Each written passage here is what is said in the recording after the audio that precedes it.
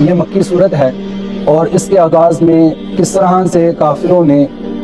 حضور صلی اللہ علیہ وآلہ وسلم کو دکھ پہنچائے، اور پھر اس دکھ میں اللہ تعالیٰ اپنے حبیب کو تسلی دے رہا ہے کہ میرے محبوب، انہوں نے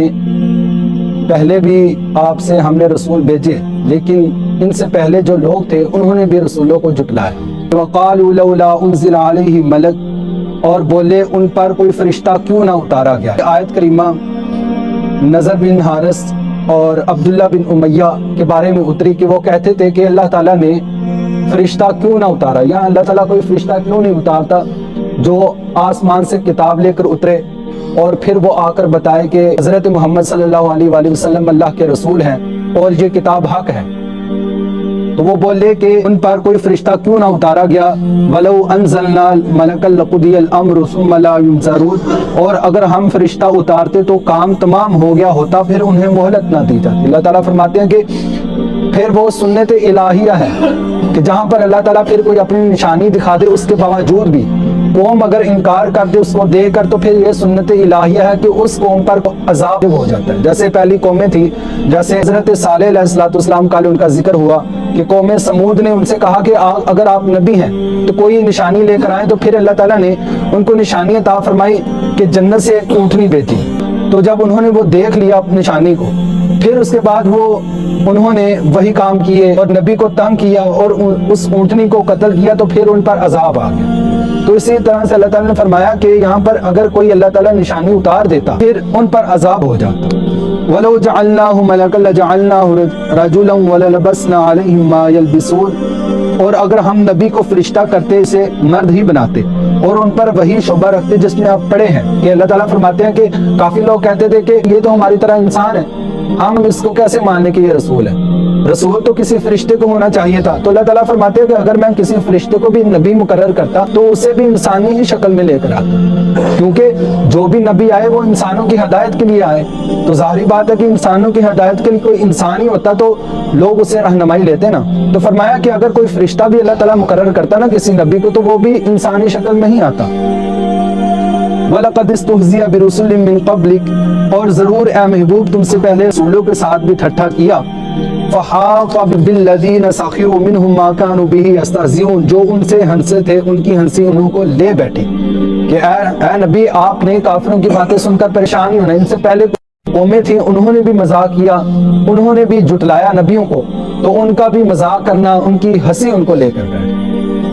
اور جنہوں نے یہاں پر اللہ تعالیٰ یہی حضور صلی اللہ علیہ وآلہ وسلم کو فرما رہے ہیں کہ جن لوگوں نے ماننا تھا انہوں نے مان لیا،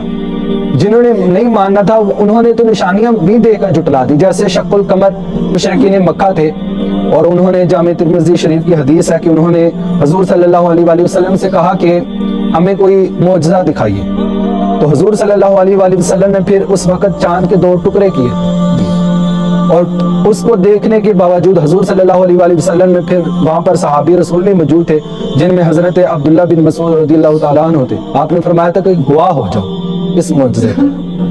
تو وہاں بھی کافروں نے وہ معجزہ دے کر وہ انکار کر کے، تو اللہ تعالیٰ فرماتے ہیں کہ اگر یہ آسمان سے کوئی کتاب بھی آ جاتی ہے پھر بھی انہوں نے یہ کہنا تھا یہ تو ایک جادو ہے، ہم لوگ مانتے ہی نہیں۔ تو کافر لوگ ہیں وہ اس بات پر اٹکے ہوئے ہیں کہ کوئی بھی اللہ تعالیٰ کی طرف سے نشانی ہے کہ ہم لوگ اسے نہیں مانیں گے۔ قُلْ سِیرُوا فِی الْأَرْضِ ثُمَّ انظُرُوا کَیْفَ کَانَ عَاقِبَةُ الْمُکَذِّبِینَ، تم فرما دو زمین میں سیر کرو پھر دیکھو کہ جھٹلانے والوں کا انجام کیا ہوا۔ کیا محبوب ان کافروں سے کہہ دو کہ تم شام کی طرف جاتے ہو، قافلے تمہارے شام کی طرف جاتے ہیں، تو رستے میں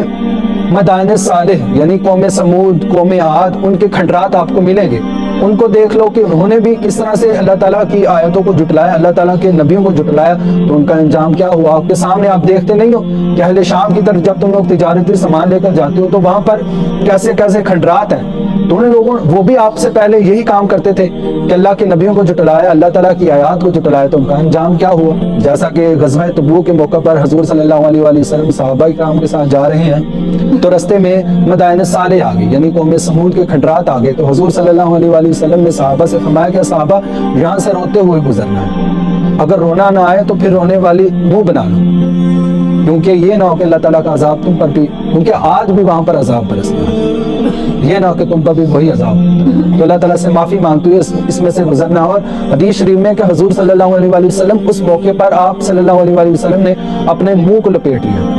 کپڑا دے کر اپنے منہ کو لپیٹ لیا، تو اور بڑی سپیڈ سے اسے بستی سے گزرے تھے، کیونکہ حضور صلی اللہ علیہ وآلہ وسلم فرماتے ہیں آج بھی یہاں پر عذاب الہی برس رہا ہے۔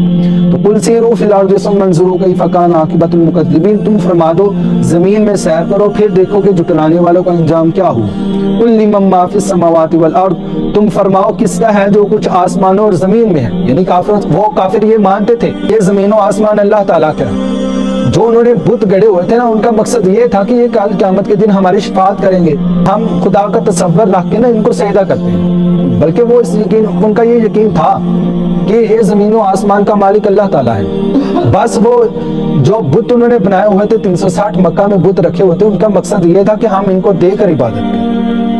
تو یہاں پر فرمایا کہ ان سے پوچھا کہ کل من ما فی السماوات والارض، تم فرماؤ کہ کس کا ہے جو کچھ آسمان اور زمین میں ہے۔ کل للہ، تو تم فرماؤ اللہ کا ہے۔ کتب علی نفسہ الرحمہ، اس نے اپنے کرم کے ذمہ پر رحمت لکھ دی، یعنی جو اللہ تعالیٰ کے احکامات کو مانے گا، جو اللہ تعالیٰ کی باتوں کو مانے گا، جو اللہ تعالیٰ کے جو فرامین ہیں ان کو مانے گا، تو اللہ تعالیٰ نے ان کے لیے رحمت لکھ دی ہے، کل قیامت کے دن ان کے لیے رحمت ہوگی۔